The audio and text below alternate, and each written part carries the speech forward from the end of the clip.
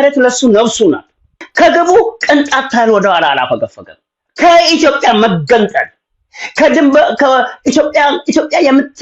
ከኢትዮጵያ ጋር ድንበርተኛ የሆኑትን አገሮች እሱ በመገንጠል የራሱ ማድረግ ወልቃይት ከሱዳን ከኤርትራ ጋር ይገናኛል ወልቃይት የኛ ነው ብሎ ከተገነጠለ በኋላ አፍንጫችሁን ላሱ ለማለት ህዋት በደንብ ነው ከዚህ በኋላ እኮ ወደ ኢትዮጵያ መጥቶ እኮ ህዋትም ስልጣን ሊይዝ አይፈልግም ሌሎቹ ተሸክመው የሱ እግረኛ ተዋጊ ሆነው እንኳን 4 ኪሎ ቢያመጣቸው ለነሱ ወልቃይትን ውስጡ ማካለል የአማራ ክልል ተብሎ ምናልባት እነኚህ ከፍተኛ የአፋብና አመራሮች ባህር ዳር ላይ ሊነክሱ ይፈልጉ ይሆናል ይሄ ደግሞ ለአማራ በጭራሽ የሚዋጣ አይደለም ህዋት ደግሞ ያችን የወልቃይትን መሬት ካላገኘ ሰላም አያገኝም መሬቱን ጠቅልሎ ሽምጥጥ አርጎ አስሮ ጥሎ የሚሄድ ማን ነው ተገንጥሎ የሚሄድና ከዛ በኋላ ኢትዮጵያ የምትባል አገር እንዳትኖር ከጠረፍ አካባቢ ጠላቶች ጋር እየተባበሩ ወደ ኢትዮጵያ ጠላት ማዝመት ነው ኃይል ማዝመት ነው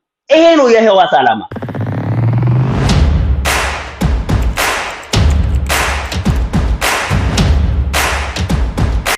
ሰላም ጤና ይስጥልን ውድ ቤተሰቦቻችን እንዴት አላችሁ ይህ ዘኢትዮጵያ የዩቲዩብ ቻናላችን ነው ከባልደረባዬ ጥላሁን አክሊሉ ጋር በመሆን በወቅታዊ ፕሮግራም ወደ እናንተ መተናል እስከ ፕሮግራማችን ፍጻሜ ድረስ የምናነሳቸውን ጉዳዮች እየተከታተላችሁ ሐሳብ አስተያየቶቻችሁንም ከስር ባለው የሐሳብ መስጫ በኩል እያቀበላችሁን ተከታተሉን ዘንድ ያክብሮት ግብዣችን ነው ከኛ ጋር ነው ጥሌ እንዴት አለ አላህ እግዚአብሔር ይመስገን አለን ህዋትን ጉዳይ ከፋኖ ጋር በተለየ አንግል ደግሞ የሚያዩት ሰዎች አሉ ህዋት ፋኖን እያታለለ ነው የሚል ድምዳሜ ያላቸው እንደዛ የሚል ሐሳብ የሚሰጡ ሰዎች በስፋት ይሄን አይነት አቋም ሲያራምዱ ያየን እየሰማናቸው ነውና መቼም ህዋትና ፋኖ በመካከላቸው አለ የሚባለው ነገር ለብዙ ሰዎች ድብቅ አይደለም በአደባባይ መሪዎቻቸውም ጭምር የሚናገሩት ነው በተለይ ታስታውሳለህ ካንተም ጋር ፕሮግራም ሰርተንበታል እነ ጀነራል ተፈራ ማሞም ጭምር የሚያቀነቅኑት ሐሳብ ነው እነሱን ተነኩና እኛ የቴደን አይነት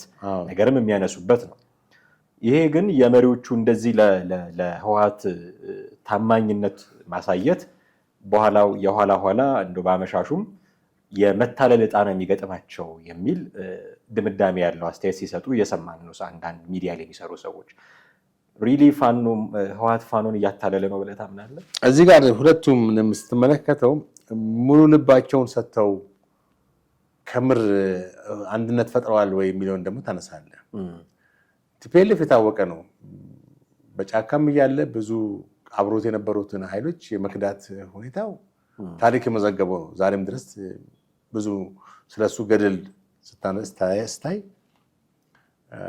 የካዳቸው ኃይሎች ወይም በፖለቲካ ፓርትነር ፈጥረው ህብረት ፈጥረው ከዛ በኋላ እስከመረሸን ያደረሰ የትግራይ ውስጥ ሲንቀሳቀሱ የነበሩ ተዋጊ ኃይሎችን በታሪክ እንደዚህ አድርጓል ከዛ በኋላም በትግል ውስጥ የራሱን የፖለቲካ አስተሳሰብ ብቻ ማስቀደም ሌሎቹን ወደ ጎን የማድረግ ለምሳሌ እንደ ብአዴን እና የመሳሰሉትን በትግል ውስጥ ቢያቀፍም የራሱን የፖለቲካ እንትን ነበር በቅድሚያ ሊሰጥ የነበረው አሁንም ፋኖን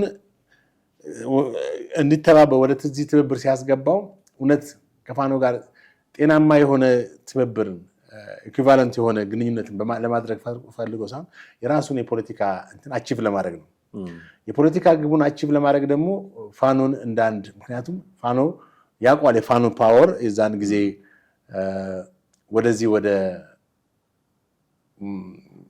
አማራ ክልል ጥሶ እንዳይገባ የተከላከለ ፋኖ ነው አብሮ ከመከላከያ ጋር ነው ሲዋጋ ስለዚህ ፋኖ በጣም አግቶት ነበር በዛን ጊዜ አሁን ግን ይሄ አዲሱ ስትራቴጂው ፋኖን ከያዝኩኝ ካቀፍኩኝ ያ ነገር የማርያም መንገድ ይሆንልኛል የሚል ነው ተስፋ ነው እንጂ የፋኖን በትግል ውስጥ ማቀፍ ኢንተረስት ኖሮት አይደለም ለመጠቀሚያነት ነው ለክ ቀደም የፕሮቴስታንት ስምምነት ጊዜ መግዣነት እንደተጠቀሙ ሁሉ አሁንም ፋኖን ሲያቀፍ ሁለቱም እንግዲህ ተዋወቃሉ ለነገሩ እነዚህ ሙሉ ልባቸውን ይሰጣሉ ብዬም አላስብም ከሰጡም የዋ ፖለቲከኞች ናቸው ወይ የወደፊቱን እንትኑ የህዋትን አጠቃላይ እንትን በደንብ ያልገባቸው ብያስባለሁ አሁን በሁለቱ መካከል እንግዲህ ያልተቀደሰ ጋብቻ ነው ባጭሩ ያልተቀደሰ ጋብቻ ደግሞ ምንም ጥርጥር የለውም ወይ ዛሬ ወይ ነገ ቀን ብቻ ነው የሚጠብቀው መፍረሱ የማይቀር ነው።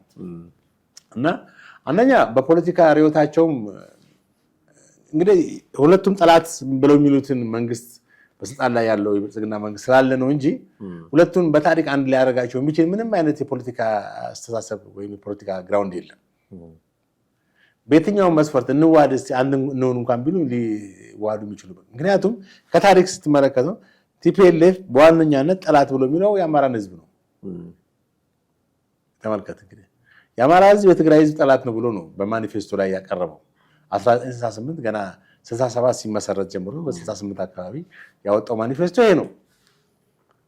የአማራ ህዝብ ጠላት ብሎ ያለውን ህዝብ እንደገና ወዳጅ ብሎ የሚልበት የፖለቲካ ሽፍቲንግ ይኖራል ብዬ አላስብም።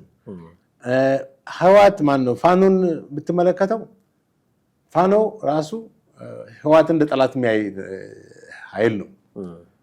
እንግዲህ ሁለቱም በጠላትነት የሚፈራረጁ ኃይሎች እንደገና ታርቀው ሰላም ፈጥረው አንድነት አመጡን ከዛ በኋላ አንድ አይነት የፖለቲካ ጉዞ ሊያደርጉ ይችላሉ ብሎ ማሰብ ከባድ ነገር ነው። እንግዲህ ስልጣን ላይ ያለም ቲፒኤልኤፍ ጸረ አማራነቱን አላቆምም። በአማራ ህዝብ ላይ በተለያዩ ጊዜዎች ያካሄዳቸው የሰብአዊ ጥቃቶች በታሪክ ተመዝግበው ያሉ ናቸው። በ1983 ወደ ስልጣን ሲመጣ ጀምሮ በአገሪቱ ውስጥ የተካሄዱ የዘር ጥቃቶች ሁሉ መንስኤያቸው ቲፒኤልኤፍ ያመጣው የፖለቲካ አስተሳሰብ ነው። በአማራ ላይ የፈጠረው ጥላቻ ነው ወደዚህ ወደ ኦሮሚያ ተዛምቶ በአርባ ጉጉ፣ በአርሲ አርባ ጉጉ፣ በሐረርጌ በደኖ ምናምን በሚባል ቦታ እንደዛ አይነት የከፋ ጥቃት በአማራ ህዝብ ላይ በማንነቱ ላይ ተካሂደው ያ ሁሉን ጠባሳ እንግዲህ ቲፒኤልኤፍ የሰራቸው ሴራዎች ናቸው። ዛሬም ድረስ በዚህ መንግስት እንኳን የሚካሄዱ ጥቃቶች ቲፒኤልኤፍ ወለዶች ናቸው በኢትዮጵያ ውስጥ የተሰራጩት ማለት ነው። ይሄ እንዳለ ሆኖ አሁን እንግዲህ ባላቸው ሁለቱም ሁኔታ አንድ አይነት ማለት በመተባበር የሚገኘውን ኃይል በማሰብ ብቻ ውጤት እናመጣለን ለማለት አይቻልም። ምክንያቱም የፖለቲካው ቅራኔስ ወዴት ይሄዳል? በዛ ላይ ደግሞ በሁለቱ መካከል ተዋሃዱ ወይንም አንድነት ፈጠሩ እንኳን ቢባል ሁለቱንም ሊመራ የሚችለው ከየትኛው ነው? ከቲፒኤልኤፍ ነው? ከፋኖ ነው? የማይሆን ነገር ነው። ምክንያቱም አንዱ መምራት በአንዱ በሌላው መምራት አይፈልግም እና እነዚህ ነገሮች ሁሉ ስላሉ እኔ አሁን በእነዚህ ኃይሎች መካከል ተግባብቶ ተስማምቶ ወደፊት ይቀጥላሉ ማለት የማይመስል ነው ብዬ አስባለሁ። አሁን ህወሓት ፋኖን ሊያታልለው ይችላል ሲባል ሁለት ሴናሪዎች እኔ ይታዩኛል። አንደኛው የጋራ ጠላት የሚሉትን መንግስት ከቻሉ ካስወገዱት በኋላ የሚችሉት ከሆነ ጦሩን ህወሓት ወደ ፋኖ አዙሮ ይወገዋል ነው ወይንስ ደግሞ የሚፈልገውን ስልጣን ካገኘ በኋላ ከዚህ ስልጣን ፋኖን ገለል እንዲል ያደርገዋል? በየትኛው መንገድ ነው ሊያታልሉ የሚችለው? አሁን አብረው የሚጓዙ ከሆነ መዳረሻ አላቸው። የጥምረታቸውም የተዋህዱ መንበል የምናቸውም መዳረሻ አለው። እዛ ግባቸው ላይ ሲደርሱ ቲፒኤልኤፍ ፋኖን ሊያታልል የሚችልበት መንገድ ምንድን ነው? ጦሩን አዙሮ በመወጋት ነው ወይስ ደግሞ ሙሉ በሙሉ ከስልጣን ገለል እንዲል በማድረግ ነው? የትኛው ነው ሊሆን የሚችለው? በሁለቱም በኩል ላይሆን ይችላል። ምክንያቱም የፖለቲካ ሁኔታ በተለይ በትጥቅ ትግል ወቅት ህወሓት ካለው ኤክስፒሪየንስ ነገሮችን በረጅም ሳይሆን በአጭርም ፎርካስት የማድረግ ሁኔታ ለራሱ ለፖለቲካ ትግሉ ወሳኝ ነገር ነው ብሎ ያምናል። ዛሬ ላይ አሁን እንዘሎንግ እንትን ፋኖን አስወግዳለሁ ብሎ ላይል ይችላል። ምክንያቱም አሁን ህብረቱን ነው የሚፈልገው፣ የሾርት እንትኑ ነው የሚፈልገው፣ ሾርት ተርም ፕላኑ ነው የሚፈልገው አሁን ያለውን። ምክንያቱም ኃይል ነው። ይህ ኃይል ደግሞ አማራ ክልል ውስጥ ያለ ኃይል ነው። አማራ ክልል ውስጥ ያለውን ኃይል ካቀፈ ብዙ ነገሮች ወደፊት ፎርዋርድ ሊያደርገው ይችላል ብሎ ያስባል እና ለጊዜው ጥምረቱን ነው የሚያስበው፣ አንድነቱን ነው የሚያስበው። ያኛው ኋላ የሚመጣ ነገር ነው። ያኛውን በውስጡ እሳቤ እንኳን ቢኖረው ያንን አሁን ለተግባራዊ ለማድረግ አይንቀሳቀስም። ምን እንዳሰበ ግን አናውቅም። አንተ ያልከውም ሊሆን ይችላል።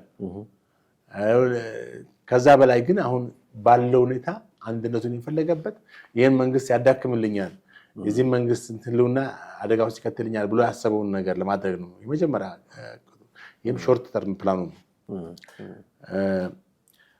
አሁን መጠቀሚያ ማድረግ ይሄ ጥርጥር የለውም እኮ ቲፒኤልኤፍ ሁልጊዜ የትኛውም የፖለቲካ ድርጅት ወደሱ በሚቀርብበት ሰዓት አንድነትን በሚፈልገው ግንባርም ሲፈጥር እኮ በአራቱ ፓርቲዎች ላይ እኮ 27 ዓመት ሙሉ እኮ የገዛው ህወሓት ነው እንጂ ኦህዴድ አይደለም። ህወሓት ነው እንጂ ብአዴን እኮ አይደለም። ህወሓት ነው እንጂ የደቡብ ፓርቲው አይደለም እኮ። እነሱ እኮ ለአንዳንዶቹ እውነት ለመናገር ለሲምቦል እኮ ነው ግንባር ፈጥረው ኢህአዴግ የሚል ስያሜ የተሰጣቸው እንጂ ፈላጭ ቆራጭ የነበረው በአማራው ክልል ላይ፣ በኦሮሚያ ክልል ላይ፣ በደቡብ ላይ ማን ነው? ህወሓት ነው። ማዕከላዊ መንግስቱ ነው ፈላጭ ቆራጭ እንጂ የክልል መንግስታቶች አልነበሩም። በዛን ጊዜ 27 ዓመት ሙሉ አገሪቷን ሲገዛ የነበረው በዚህ ነው። በሲቪል ብትል፣ በወታደራዊ፣ በደህንነቱ መዋቅሩ አጠቃላይ ያለው እንትን የህወሓት የበላይነት ነው። 27 ዓመት ከስልጣን የተወገደው ኢህአዴግ አይደለም፣ ቲፒኤልኤፍ ነው ከስልጣን የተወገደው። የህወሓት የበላይነት ነው የከሰመው። እና አሁን እንግዲህ ያንን ለማምጣት በእርግጥ እንደማይችሉ ያውቁታል በኢትዮጵያ ውስጥ። ግን ይሄን የማተራመስ ሁኔታ ኢትዮጵያ አንድ ሆና ዩናይትድ ኢትዮጵያ ጠንካራ ኢትዮጵያ ሆና እንዳትቆም ይፈልጋሉ። በዚህም አማራ ፋኖን ወይም በአማራ ክልል ያለው ትጥቅ የታጠቀውን ኃይል ይጠቀሙታል። አንድ ትልቅ ስትራቴጂ አድርገው ይጠቀሙታል። ሌሎችንም ተቋሚ ያሎችም በዚህ መንገድ ይጠቀማሉ። ገባ? ይሄ ያላቸው የትግል ኤክስፒሪየንስ ነው። በትግላቸው ወቅት እንደዚህ አይነት ኤክስፒሪየንስ አላቸው። አቅፈው የራሳቸውን ፖለቲካ ነው ዶሚኔት አድርገው ማስተላለፍ የሚፈልጉት እንጂ የነዛን ኃይሎች አይደለም። ምናልባት ለውሸት ሊቀበሉ ይችላሉ። ግን ቲፒኤልኤፍ በጣም ዋይዝ ነው፣ በጣም ስትራቴጂስት ነው፣ ብልጥ ነው። የሚሰራቸውን ነገሮች ሁሉ በተንኮልና በሴራ የተሞሉ ስለሆኑ ሁልጊዜ ያስጠጋውን ኃይል ጥቅም ለማስጠበቅ የሚጥር አይደለም። የራሱን ጥቅምና የራሱን ፍላጎት ብቻ ነው ቅድሚያ ሰጥቶ ወደፊት መቀጠል የሚፈልገው እና አሁን ከተባለው አንጻር ፋኖን ለዚህ ለዓላማው መጠቀሚያ ለማድረግ ምንም ጥርጥር የለውም። ወደኋላ የሚል አይደለም። የፕሪቶሪያው ስምምነት በተፈረመ ጊዜ የፌዴራል መንግስቱና ህወሓት ፋኖን ብቻውን ለማስቀረት፣ ለማዳከም፣ ለማጥፋት ፈልገው ነው ይህን ስምምነት የፈረሙት የሚል ንግግር ሲናገር ሰማሁት ዘመነ ካሴና የህወሓትን ተፈጥሮ በጥቂቱም ቢሆን ያውቁት ነበር። አሁን ለምን አብሮ መስራት እንደፈለጉ ባይገባኝም ሲናገር የነበረው ነገር በእርግጥ በኋላ ራሳቸውን አግልለዋል፣ ከዚህ አይነት ነገር ህወሓቶች ራሳቸውን አግልለዋል የሚል የሆነ ስፔስ ሮም ሊሰጣቸው ፈልገዋል። ግን ፕሪቶሪያው ስምምነት ሲፈረም ትክክለኛ ዓላማው የነበረው ፌዴራል መንግስቱና ቲፒኤልኤፍ ሆነው እኛን ለማጥፋት እኛን ለማጥቃት ነው። እኛን የሚለው ዘመነ ካሴ ነው። እኛን ለማጥቃት ነው የሚል መረዳት ነበረው ራሱ ዘመነ ካሴ። ከትናንት ወዲያ መሰለኝ ይህንን መግለጫ ሲሰጥ የሰማሁት እና ታዲያ ከፌዴራል መንግስቱ ጋር እኛን ያጠፋል ብሎ ፕሪቶሪያ ላይ ተፈራረመ ብሎ ከሚያምኑት አካል ጋር እንዲህ ሊያታልላቸው እንደሚችልም ደግሞ ከሚገመት አካል ጋር እንዲህ አይነት ግንኙነት ማድረጋቸው የፖለቲካ ቂልነት ነው ብለን ልንወስዱ አንችልም። አንዳንድ ጊዜ እንግዲህ አሁን በጣም የሚገርም በየትኛውም መድረክ ላይ ስምምነቶች ቢካሄዱም፣ ውይይቶች ቢካሄዱም፣ ጦርነቶች ቢካሄዱም አስተያየቶች መስጠታቸው አይቀርም። በዛ በኩል አንድ አስተያየት ይሰጣል፣ በዚህ በኩል ተቃራኒ አስተያየት ይሰጣል። ለምሳሌ የፕሪቶሪያው ስምምነት ባይካሄድ ደግሞ ምንድን ነው የሚሉት? መንግስት ማካሄድ ነበረበት፣ ስምምነት ማድረግ ነበረበት፣ ሰላም አይፈልግም ተብሎ ደግሞ ሊወራ ነው። አየህ፣ መጀመሪያ የፕሪቶሪያው ስምምነት መካሄዱ መልካም ነው። ጦርነት ቆመ እኮ 2 ዓመት ሙሉ በትግራይ ውስጥ ጦርነት ቆሟል አይደል? ማን ነው ከ2015 ጀምሮ ዛሬም ድረስ ያው ወዲያው ነው ተኩስ ቆሟል። ቢያንስ በትግራይ ህዝብ ሰላማዊ አየር መተንፈስ ቻለ። ይሄን ማመስገን አስፈላጊ ነው። አንደኛ ደረጃ አየህ፣ ነገሮችን ሁሉ አሁን ሁሉ ብዙ ቦታ ላይ የምትመለከተው በተቃራኒ እይታ የማየት ዝንባሌ በጣም ትመለከታለህ። ያ ስምምነት እነሱን ፋኖን ለማግለል ነው ብሎ ማሰብ ራሱ እንግዲህ ከእንትን ውስጥ ምን እንደማውጣት የሚባል ነገር አለ። ሊወከል አይገባውም ነበር ብለህ ታስባለህ? በእርግጥ ያን መጠየቅ አንድ ነገር ነው። ያንን ፖዘቲቭሊ ማቅረብ አንድ ነገር ነው መንግስትን ስህተት መስራቱን ግን ፋኖን ለመጉዳት ነው ያስምነት ተካሂዶ ብሎ ማለት መንግስት በምን ሳቤ ነው በአንድ ጊዜ ማለት ጦርነት ላይ ከነበረው ኃይል ጋር ታጥቆ ያኛውን ደግሞ ለመውጋት የሚል ፖለቲካ አስተሳሰብ ማሰብ በጣም ከባድ ነው። እንደውም ይግረማችሁ ብሎ ያለው ምንድነው ፋኖ ባይኖር ኖሮ የፕሪቶሪያ ስምምነት አይደረግም ነበር የሚል አሁን ብዙ ጊዜ አስተያየት ሲሰጥ ፋኖ እንዲህ ወደ ጦርነት የገባው የፕሪቶሪያ ስምምነት ስጋት ስለፈጠረበት ነው የሚል ትንታኔ በብዛት ይሰጣል። እንደዛ ሳይሆን ብሎ የገለብጧል ናሬሽኑን። ፋኖ ስላለ ነው ፕሪቶሪያ ስምምነት የመጣው። ፋኖ ባይኖር ኖሮ ስላሰጋናቸው ነው። ቅድም ካነሳው ነገር ስላሰጋናቸው እንታጠቅ እያልን ስለሆነ ክልላችንን እናስከብር እያልን ስለሆነ በየቦታው የሚሞተው አማራ ይቁም እያልን ስለሆነ ይሄ የሚያሰጋ ኃይል ስለመጣ ፕሪቶሪያ ላይ ተስማምተው ፊታቸውን ወደኛ ሊያዘሩ ሆነ።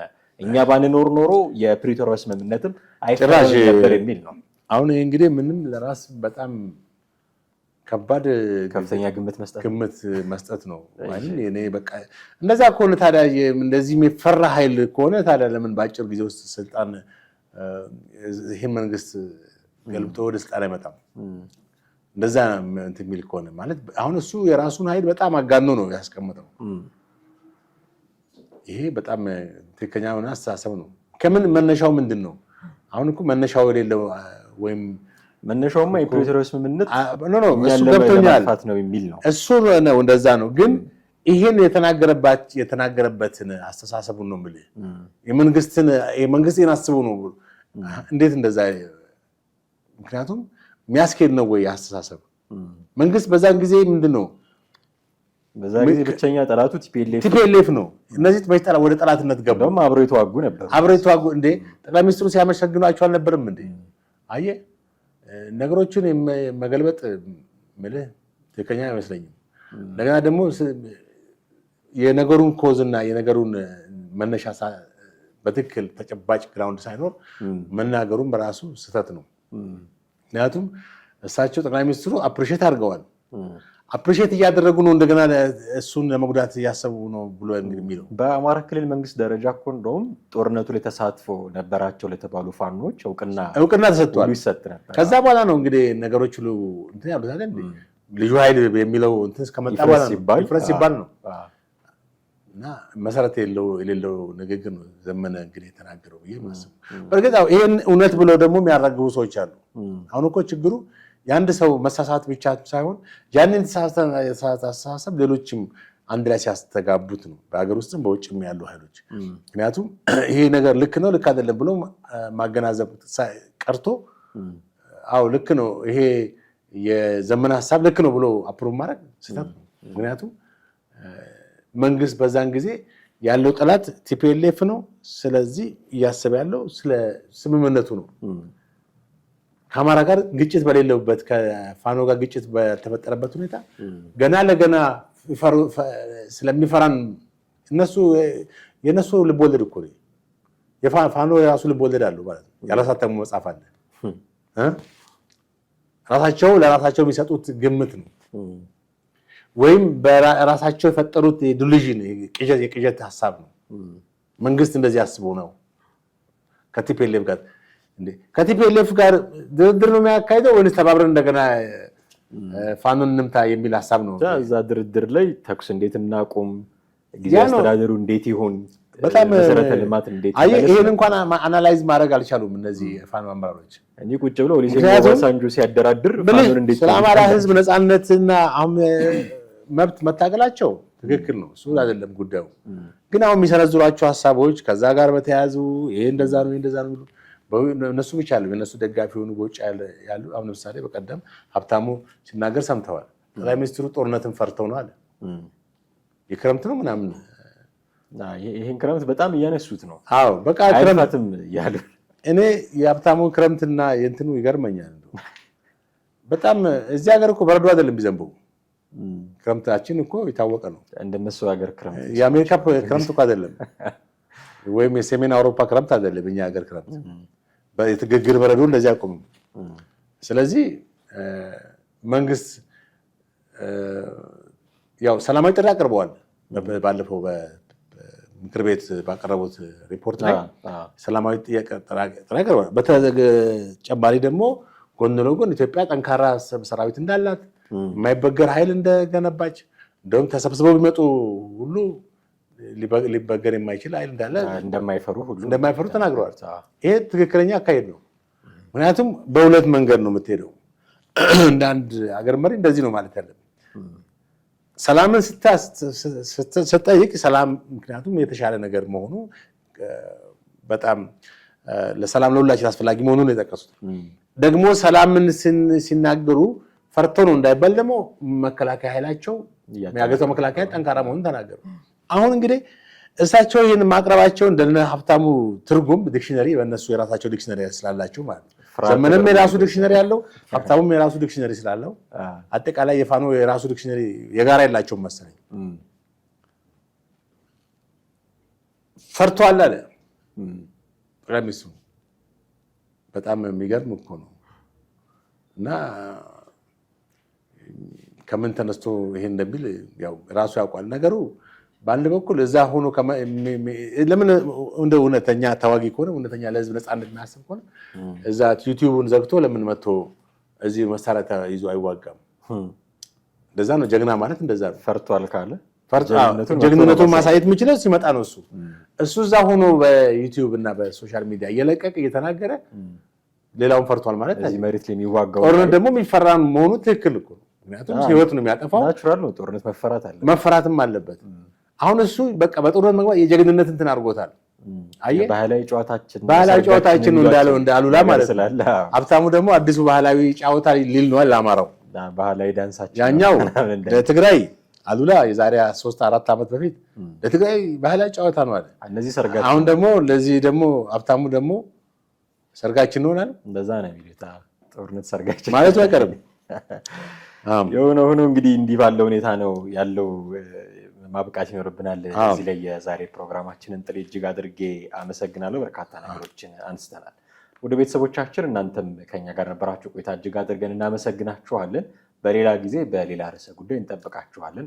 አብረናችሁ የቆየነው ጥላሁን አክሊሉና ማህደገፋ ነበርን። ሀሳብ፣ አስተያየት፣ ጥያቄዎቻችሁን በተለመደው መንገድ በኩል አድርሱን፣ እንመለከተዋለን። ለዛሬው እጅግ አድርገን እናመሰግናለን። ጤና ይስጥልን።